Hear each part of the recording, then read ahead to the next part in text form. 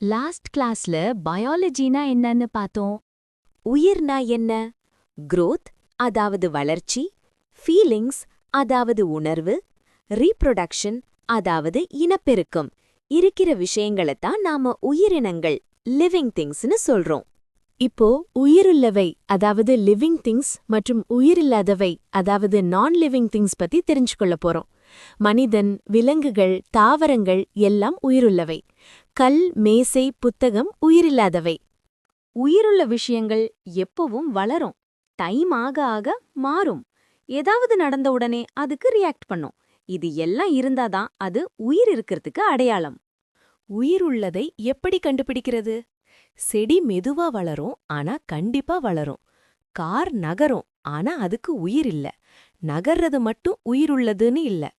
அடிப்படை, அதாவது பேசிக்ஸ் தெளிவா இருந்தா பயாலஜி ஈஸியா இருக்கும். நாளைக்கு கிளாஸ்ல இன்னும் தெளிவா பாப்போம். பெய்ட் பேட்சஸ் ஜாயின் பண்ணணும்னு நினைக்கிறீங்கன்னா கமெண்ட்ஸ்ல இருக்கிற ஃபார்மை ஃபில் பண்ணுங்க. தேங்க்யூ.